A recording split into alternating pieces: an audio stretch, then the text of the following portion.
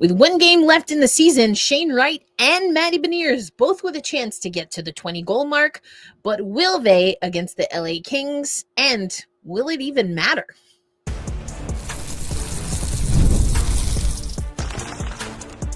You are Locked On Kraken, your daily podcast on the Seattle Kraken, part of the Locked On Podcast Network, your team every day.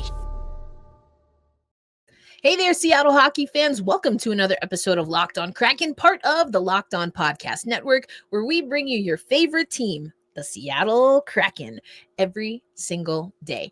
I'm Erica L. Ayala, your host of Locked On Kraken. I'm also a contributor and analyst for CBS Sports, and I just got to speak to your number 2 draft pick for the Seattle Storm in Dominique Malunga at yesterday's WNBA draft. You can check that out at cbssports.com. And for more coverage from the Seattle Storm, listen to Tempestagi Talk on Black Rosie Media, which is my independent platform. On today's episode, it's a game day episode, and your Seattle Kraken are hosting the LA Kings. This is a game on ESPN. So we did hear the goodbyes from the broadcast crew. They will not be on the call, but still going to be hopefully an exciting and fan-filled appreciation night. That maybe didn't make sense. The point is, it's fan appreciation really week. It will culminate tonight against the LA Kings, and you've got 2 of your young centermen that can get to the 20-goal mark if you're an everydayer or an OGer of the show. But specifically, if you're an everydayer, first of all, thank you so much. If you're not, don't worry. You've got time. You can subscribe on any platform audio. We also are on YouTube. You can find us on TikTok. And everydayers, that I have wanted Matty Beniers and Shane Wright to get to 20 goals or even beyond this season. And they've got one more chance to do it tonight against the LA Kings. But here's the question. Does it really matter whether they do it or not? Interesting question. I mean, I'm asking the question, and I think it's an interesting question, which is why I'm asking the question. But I think there's a few different minds. I think for me, the reason that it matters is because it is a benchmark. It is something concrete. It is a number. It is a data point. It is a statistic that these young centermen can use to propel themselves a little bit further. That is important. That is the most important thing. It also is something, if we're being honest, that media members, certainly from the Seattle Kraken, and maybe even analysts, media members, fantasy draft podcast hosts, it's something that they can say quick and people understand. That probably matters least, but it is something to consider as part of the conversation. I don't think the Seattle Kraken really get the national attention that they sometimes deserve, and likely not what they want. So, I mean, for some people that matters. For me, though, it goes back to, we need Shane Wright. We need Matty Beniers. And when you are a young player, we know Matty Beniers won Rookie of the Year. We know Shane Wright and Matty Beniers top 4 draft picks to the Seattle Kraken. But the Seattle Kraken haven't met that much success. Matty Beniers obviously was able to experience that a little bit more. But, this is a team that's been struggling. This is a team where at times Matty Beniers and Shane Wright have been challenged in ways, and just getting to 20 goals, they would be, in the company of Ellie Tolvanen, Jaden Schwartz, Jared McCann. These are guys that are impact players for the Seattle Kraken. Took a little while to get McCann there, and he really had to work hard. I've mentioned it so much on the podcast that I don't think he was set up to be a 20-plus goal scorer this season, but he did the work that was required. And these are the guys, Jaden Schwartz, Jared McCann, Ellie Tolvanen, that I do want Shane Wright and Matty Beniers to be able to model their leadership and their work ethic off of. You have to add Jordan Eberle to that mix.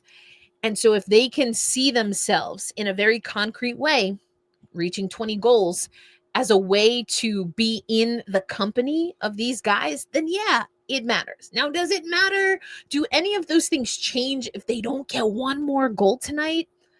I don't think so. And that's why I'm of a mixed mind on how much this really matters or not. It has impact. It could be something that can be used to propel these young guys forward. And if they don't reach it, I don't see this as a failure of a season for Beniers or for Wright. I think for Matty Beniers, there are a lot of different things that we can look at. This was maybe not as high a bounce back as we would have wanted, but I did see improvements from last year where he struggled. Shane Wright, we know about the 3-game reset. We've talked about that on Locked On Kraken. I know a lot of people don't like that he's playing fourth line minutes, and we do have a YouTube comment. We actually have 2 YouTube comments that I want to get to.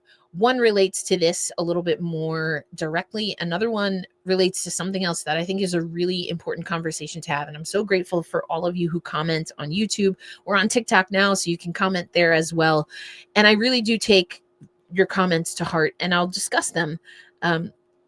Some comments I think are better left on YouTube, but I really just appreciate y'all reaching out. So right now, if we look at points overall, you've got Brandon Montour, 40 points. Capo Caco has 43 points. Jaden Schwartz with 48 points. And Chandler Stevenson, Matty Beniers has 42 points. And Chandler Stevenson leading the way, Stevie, with 51 points. He's so interesting. I'm going to do like I did last year and break down mostly via the exit interviews, but we'll break down each player because we got nothing but time after today. What was that? Goofy movie, right? Oh, was that 1 or 2? I'm sorry. I just go off on a tangent singing random songs, but again, every day, as you already know that about me. It was the first Goofy movie for sure. Anyway, Stevie's so interesting. I can't wait to really break that down. Has he changed my mind completely? Maybe, maybe not. I go back and forth. Anyway, 51 points leads, Jared McCann, I forgot, has 60 points. So his breakdown is 22 goals, 38 assists. The scoring wasn't what we wanted this year, but with the opportunity of Matty Beniers to get to 20 goals, he's at 19 right now. The opportunity for Shane Wright to get to 20 goals, he's at 19 also right now. Shane Wright, 43 points. Matty Beniers, 42 points. I want to see them be able to elevate overall their opportunity, not just to score, which we will need them to do, but to play make, to get into the mix. I continue to say I defended Matty Beniers last season. I'll do it again this year. I haven't felt as bullish this year or as compelled to defend him, but his defense, I think it's because more people are talking about it this year, but his defense and the things that he does in the defensive when the Seattle Kraken are on the defense and ways that he's able to contribute, maybe even that you don't pick up on a score sheet in a box score, things of that nature. I still like those things from Matty. Can we challenge him, push the envelope even further? Absolutely. And again, sometimes you have to not just dangle a carrot, but you want to. Challenging someone isn't always kind of like, you can't do this. Sometimes it's like, you can absolutely do this, dude. You're so close to 20 goals. You're so close. Let's get this. Like if you've ever been in a gym or on a team where you're doing your weight training workout and you've got someone that's like doing push-ups or pull-ups and you can see they're shaking, they're sweating, they're just struggling and everyone starts cheering and that's what 20 goals has the potential to be. And I don't think that we should overlook that. We want to encourage these guys to, even as they're shaking, they're sweating, they feel the fatigue of the season coming in waves, just push one more push up out, one more pull up out. That's kind of how this feels. That's what 20 goals, I think, represents for me. Is it a failure if they don't reach it? I say no. Is there still room for improvement? Absolutely, yes. And I'm so curious. I cannot wait for training camp to get back, hear these guys talk about what their offseason was like, how they were able to take what they learned from this year and move forward. But no, it is not a failure. Does it matter? Yes. Is it the most important thing tonight? No. Is a win the most important thing tonight? No. Do I want to wear the Uma hat again? Of course I do, which is why I wore my fun hat pregame. Also wore this at the draft. It's but we're not talking failure when it comes to Matty Beniers and Shane Wright. I'm not hearing it. I'm not picking up what you're putting down. I'm not drinking the Kool-Aid. I'm not buying it. Improvements can be made. We can be critical of specific things. And I think that both handled what they were thrown this season pretty well. And that gives me confidence in them moving forward. But of course, I want them to get to 20 goals. Of course, I want them to get to 20 goals. So, I do believe in Shane Wright and Matty Beniers ending the season strong, but they're not the only ones. And coming up on today's episode of Locked On Kraken, I want us to hear from Dan Bylsma first. And he's going to break down some things about the team mentality. I loved what he had to say about Riker Evans. We'll talk about that on a later episode. But I also want you to hear what he had to say about the Kings. So this is a team on a back-to-back. He also did mention our back-to-backs. And I want you to hear what the charge is, knowing that maybe this Kings team is going to look a little different than the roster might indicate, than what previous games have indicated. The Seattle Kraken had success against the Kings not too long ago. And if or how that impacts how the Seattle Kraken should enter the final game of their season. That's coming up on Locked On Kraken. On today's episode of Locked On Kraken, let's hear what our captain has to say going into the final game of the Seattle Kraken season. And we'll also get a few quotes from Dan Bylsma. And then I'll go over some things that I think you want to know ahead of the last game of the season for your Seattle Kraken.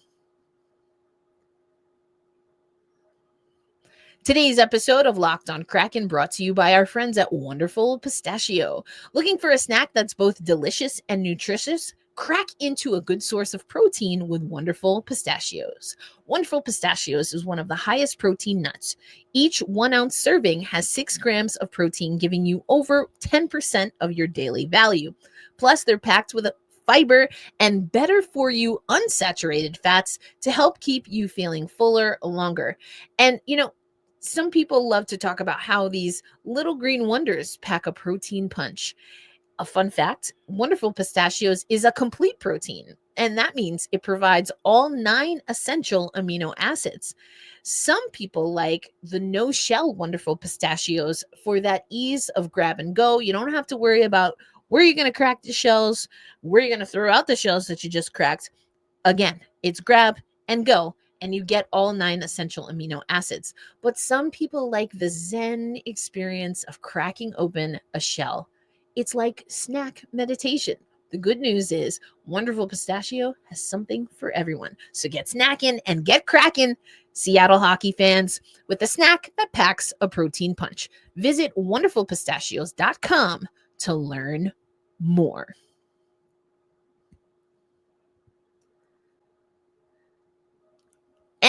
And thanks as always for making Locked On Kraken a part of your daily destination. Erica L. Ayala here, coming to you again, still in New York City right now. Had a great conversation with Dominique Malunga. She was my first interview of the night, even though Paige Beckers did go 1 overall to Dallas. But Malunga, French national team, won an Olympic silver medal at Paris 2024, where, of course, the Paris national team hosted. We had both USA, France in the gold medal game for the men's and women's tournament. Both were great games. I didn't get to go to the men's game while I was in Paris, but I did go to the women's game. Woo! wow, that was exciting. I was a little heartbroken for Gabby Williams, who I love watching. She's back with Seattle as well, or she is back with Seattle, and Dominique Malonga will now join her in Seattle. But anyway, take me back to Paris. That was a good time. Let's talk about Seattle hockey. And we know that the Kraken are taking on the LA Kings. Yet another team that is playoff bound. When you look at this record, 101 points coming into tonight's game, 46, 24, and 9, the Kings. 76 points for the Seattle Kraken, 35, 40, and 6. Home record is 18, 17, and 5. I would like to stay in the wins losses above 500. I'd love that very much. The away record for the Kings, interestingly, 15, 19, and 5. They are 7-3-0, though, in their last 10 games, 5-4-1 for your Seattle Kraken. Adrian Kempe has 68 points, leads the team.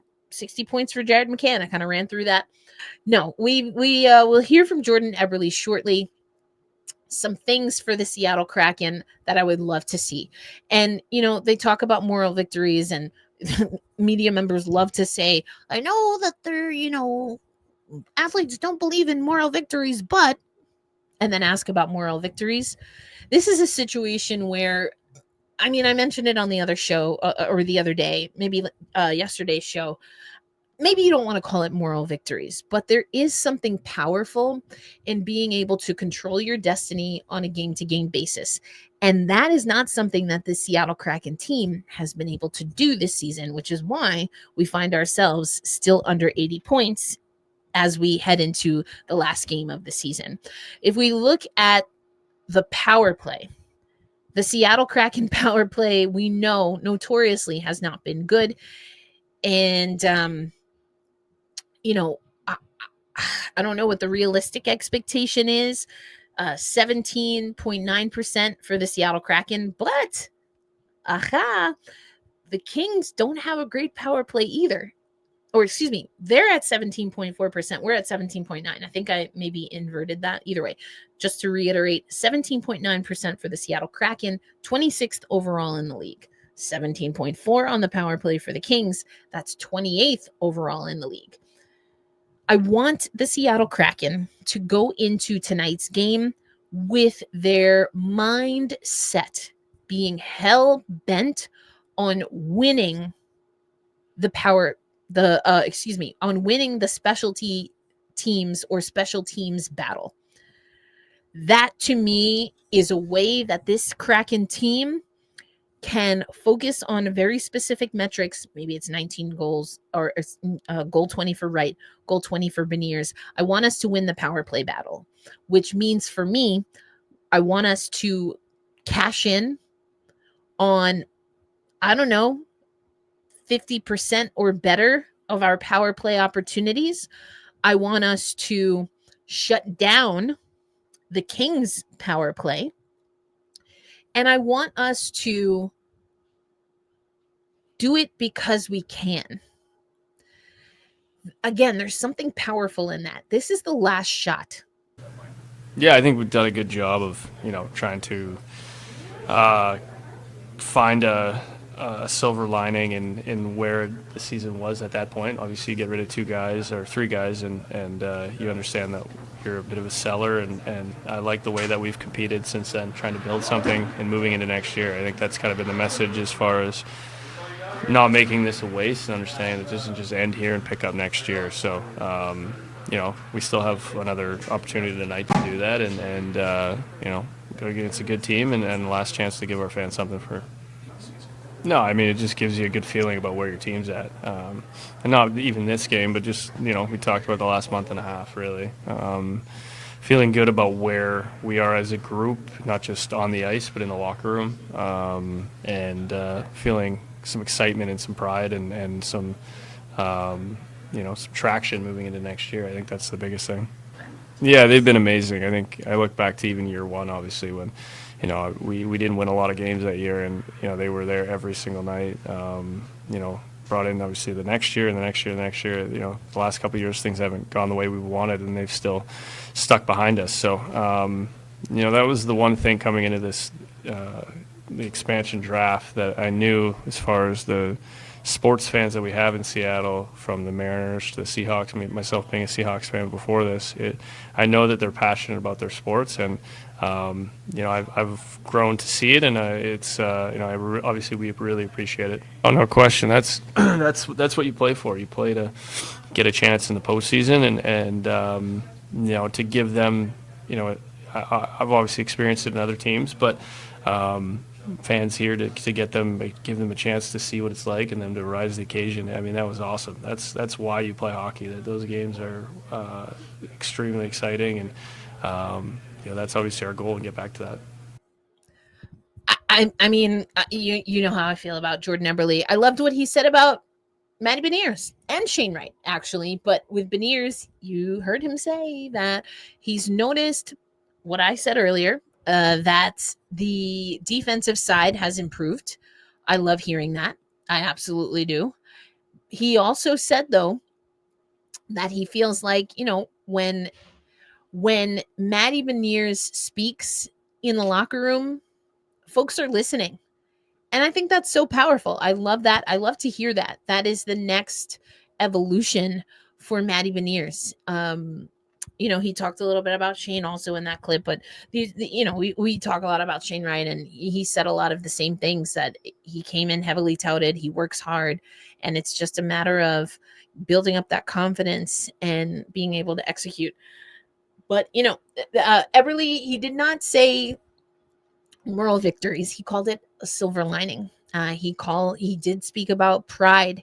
He talked about wanting to end the season on a high note. And although he didn't use the term in as many words to say momentum, he wants this team to have pride, to win the night, to win tonight, and be able to use that as a springboard, as the next platform for how this team can perform, especially for its fans in the future.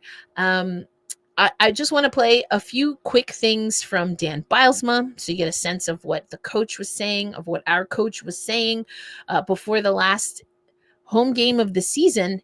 And then I want to get to some YouTube comments that we had from yesterday's episode. One specifically, I really appreciated, and it brought some awareness to me. And I want to talk about how I'm going to utilize that moving forward. But first, let's hear from Dan Bylsma, and then we'll get into our third segment. Evaluation of our season, came a little too soon for everyone's liking. And at the deadline, I think, the guys took it upon themselves, and, really with Jordan Eberle's leadership in the room to not lose the season for nothing, not go away from the last, which was 19 games, but not making a statement with how we play and how we play as a team and how we play for each other with the last 19 games. And that leadership is, I think that's outstanding leadership. I think it's not just Ebbs in that room, Schwartzy, and there are a lot of veterans in that room from different places. And, the last couple of years, or last year, we added Chandler and Montour. But I think the way we've played the last 19 games, I think, is clear evidence of the strong leadership in that room. Maybe a little bit, yes. I think, they needed the win to get home ice. They're playing 3 and 4. There was some definitely bumps and bruises in the game that they may have to adjust to. But, does it mean we're not going to see a few players? I don't know. Anticipate maybe a little bit of movement in their lineup. But also, I'm not going to tell our players this, but they now got home ice and they're playing tonight back-to-back. Is their mindset going to change a little bit? Potentially. But, that can't take us off. We're going to use the last game against them as an example of what we need to do and how we need to play to win a hockey game. Coming up on Locked On Kraken, I want to get to some listener comments from YouTube and, really address one in particular and how it may impact the podcast moving forward. Today's episode of Locked On Kraken brought to you by our friends at Upwork. Scaling your business requires the right expertise at the right time. I certainly know that. With Upwork, you can find specialized freelancers in marketing, development, design, and more.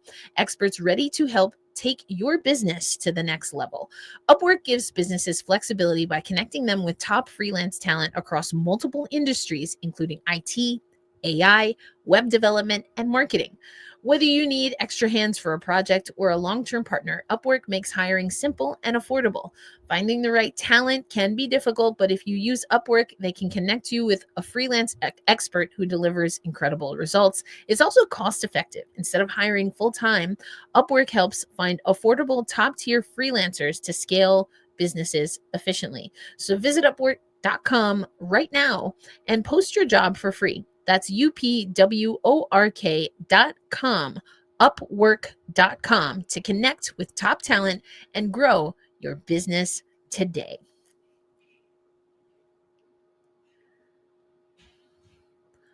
All right, Seattle hockey fans, thanks again for locking in here on Locked On Kraken. And, we have a growing community here, and I love that. Now, community might be a word that the current U.S. administration will dismiss grants for, but we here at Locked On Kraken believe in building community. And sometimes in community, you have to have conversations that you're not coming to from the same vantage point, and then hopefully you figure out how to move forward. And we have a comment that I think is going to be an opportunity for me to be active with you in growing community and to give you my perspective and, again, how things will move forward. But first, we're going to go to our friend George Costanza, who made a comment on our last episode regarding Philip Grubauer's. Well, the main conversation was Philip Grubauer's final Kraken game ?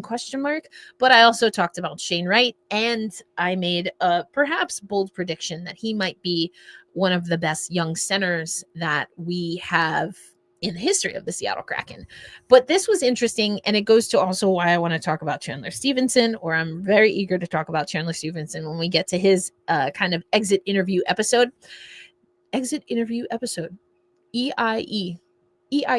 Let's call them EIEs. There you go. Anyway, George Costanza 3343. I'm optimistic about Shane's future. I'm disappointed about his ice time this year. Definitely someone that I've seen in the comments talking about that, but he's producing regardless of quality line mates.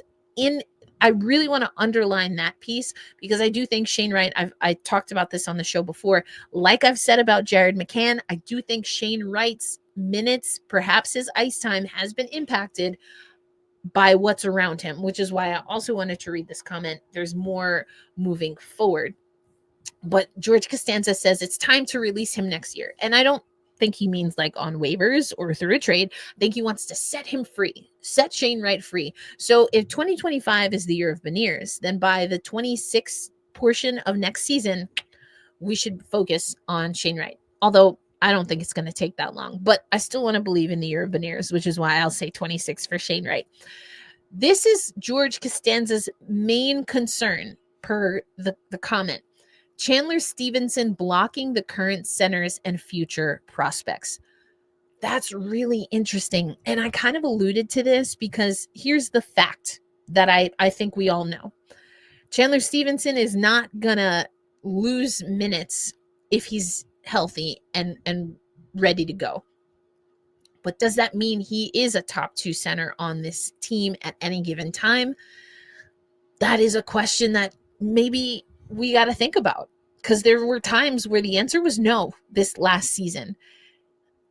And, I don't know the politics of it all. We have seen, resets and messages sent through Dan Bylsma. Is that what you're going to do with a guy that's on a 7-year, $7 million AAV contract? Not likely, not improbable, but not likely, not without getting all the smoke. So I think that's interesting. And he mentions, of course, Matty and Shane Catton as examples. Stevenson should be a 3C next year realistically, but I am doubtful this happens. Again, a lot of what I just said. And then George Costanza 3343 goes on to say, as a former D-man, it's hard to watch forwards that don't play. Don't even get me started, Georgie. I'm sorry. We're not familiar yet. I hope you don't mind. And if you do, please let me know. I will not do it again. I like this comment. It's hard to watch forwards that don't play defense. If you listen to the show, you know I cannot stand it. I need you to play defense. This is not an AL baseball thing where you can bat and not play the field. Everyone has to play defense and offense when you're playing hockey. So, and George Costanza agrees, has been better as of late, but believes that Shane and Matty already offer more. I love that comment, and I want to get into it. We'll have the off season where we can talk about it. We'll have a Shane Wright episode, and what did I say? Exit interview episode, EIEs. We'll have EIEs on Matty Beniers, on Shane Wright, definitely on Chandler Stevenson. So I wanted to bring this up because I love it, but let's also keep talking about it. We had another comment. I believe the first name is Dominic CR85, saying, quote, "Hey, just wanted to say I really enjoy the podcast. Thank you. I did want to mention something, though, on a podcast. The podcast was Signals from the Deep. John Forsland recently shared that Hey, what do you say is something he says in tribute to his late father who passed away in his arms. Given the personal meaning behind it, please retire using that phrase out of respect to Forsland. Otherwise, I love the podcast and keep up the great work." And, thank you for this comment. I really do appreciate it. I read this comment before I listened to the full episode, and I did listen to the full episode with Piper, JT, and the guest was John Forsland. I did not know that story about John and his father. I really appreciated him sharing it in the way that he did. And Piper and JT are just great. John's great. I mean, I've talked to him just about baseball and stuff, when I'm around the team. I do sometimes say, hey, what do you say? I hope it goes without me having to say, but I will say it, that I'm not mocking John in the podcast. John does talk about people who, called it hokey or something. He's like, I don't care, I'm doing this. Definitely never came from it trying to mock, not even mimic. It's or not even trying to emulate John. It's more of a thing that, because John's ours, right? He's our radio. He's our broadcaster. It was something that, going back to that word community, that I thought would be a fun thing to do. And I don't say it on every episode. It came to, I did talk about it when, I guess, it was Leah Hackstall said it and got a lot of heat, especially from Eddie Olczyk, which I thought was really strange at the time. Now, Eddie obviously knows John better than I do, and maybe because he knows the story, that's why he felt that way. So I really appreciate this comment. So the request here is, please retire using that phrase out of respect to Forsland. I have ultimate respect for John Forsland. I will think about this comment. Because I think that I want to understand a little bit more. I will say, as of right now, even hearing that podcast, John Forsland talk about it, I don't find it inherently disrespectful for someone to say, hey, what do you say? Because I don't believe that most people say it mocking John, and certainly not his father. And it's easy enough for me not to say. I'm not physically harmed in any way. I don't think it impacts the show if I stop saying, hey, what do you say? I just want to offer that. I also am not of the opinion that it is disrespectful to say that.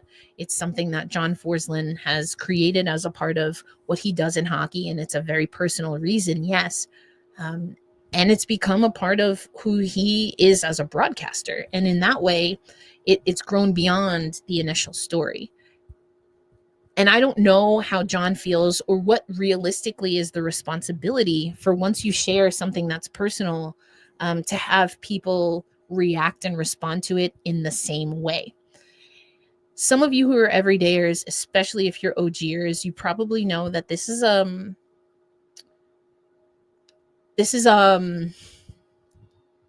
topic that maybe hits a little close to home for me. I've lost a parent, very specifically my father, and I'm not going to share more details right now because I don't want it to be construed as me defending or making excuses. I'll just leave it at that. And maybe one day I'll share that because it is germane to my lived experience, but I don't want it to be a part of this conversation at the moment. So I'll withhold that for now. Some people probably know the story because I've told the story. I've shared things on social media before. This is just me kind of speaking more broadly now. And so I'm very grateful, Dominic. I'm assuming just from the handle that is who I'm referring to here. I'm really grateful, and I hope you understand and appreciate that that's coming from my heart, honestly, earnestly. I'm not mentioning this to go into a great debate here. I'm just really grateful that you brought that podcast to my attention because I hadn't seen it yet. I saw your comment, and so I had an idea of what I might hear, but even hearing the full thing, because I also, context really matters to me. So listening to that whole podcast was very delightful, and it took me places that I wasn't exactly expecting, even though I read your comment, if that makes sense. So all of that to say, this is something that I'm seriously, I'm reflecting on. And like I said, it's easy enough for me not to say that line. I do think it is a part of now Kraken hockey culture. So can I sit here and honestly say it will never cross my lips again? I don't think that's realistic right now. And I'm grateful for your comment. So that's what I have to say about that for now. It's something that we'll come back to, and I really do hope I get the chance to talk to John after listening to that podcast. I feel like there's so many things, and just as a conversation, like having a catch kind of conversation, not anything that's going to go on a podcast or anything, but he made me think, and your comment made me think, and I'm grateful for that. I really, truly am grateful for that. And I hope that sometimes when you listen to this podcast, when you watch this podcast, that you have those moments as well. And so for me, the takeaway perhaps, or what I would offer is, I'm a very distinct personality. It's taken me a long time to be comfortable with that. There are times where we humble ourselves and where we change our behavior because it means a lot to us and who we want to be. And also we do so to not create harm. And,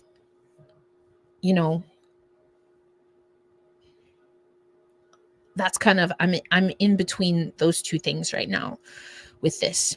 Easy enough for me not to say. And do I completely understand or even agree with why I'm being asked in this particular sense not to say it? Not completely. And that's just where I am. I might change 2 hours from now. I might change tomorrow. But just because I don't agree with that specific part of it, it doesn't mean that I have to continue on potentially causing harm. Now that it's been brought to my attention, I do have an obligation and I have a choice to make on how I'm going to move forward. And I feel like I've pretty much expressed what that's going to be like. Will it ever cross my lips again? I don't know. I mean, it's a phrase that we hear a lot as Seattle Kraken fans, as people who watch and listen to Kraken games. It crosses, it comes to our mind when certain things are happening. And I don't have any desire to be bullish on this. I don't have any desire to be offensive. I don't need to do that. I don't want to do that. So, and again, the final thing is that I thought it was important for me to express clearly and in detail how I feel about the comment and the overall conversation. So I may not agree that that it's disrespectful to say that phrase, and I don't have to say it. John Forsland came up with it. It's associated with John Forsland. I love it. I really respect John Forsland. He and I have had, not long conversations, but great conversations. So that's kind of where we're at with it. I just wanted to address that again. If you don't listen to anything too long, didn't listen, right? I'm just grateful. I'm grateful that we are building a community where people can offer these comments, and hopefully where I can share how I feel about the comments. And there's a level of understanding while also moving forward in a way that is going to be respectful, because we're here because we want to support the Kraken. We want to talk about what's not going well. We want to talk about how we feel about the trade deadline, about the new coaching staff, about the potential for Shane Wright and Matty Beniers. And we can do all of that. We can do that respectfully. I can do things that, even though I'm like, hey, I don't see it the way you see it, and it doesn't hurt me not to do that. I feel like I've said what I needed to say. What I do hope is that if we could take that out of the Kraken sphere, what's also important for me to share is that I hope that's how we treat each other in the world. That's how I try to do it. I make my mistakes. There have been people that have messaged me about certain phrases that I say on the show because they're just things that I've said. And they're like, hey, this belongs to a certain culture and we use it in this regard. And just, I want you to know that as you move forward. And I just don't say those things anymore. So, I feel like that's kind of where we're at with this.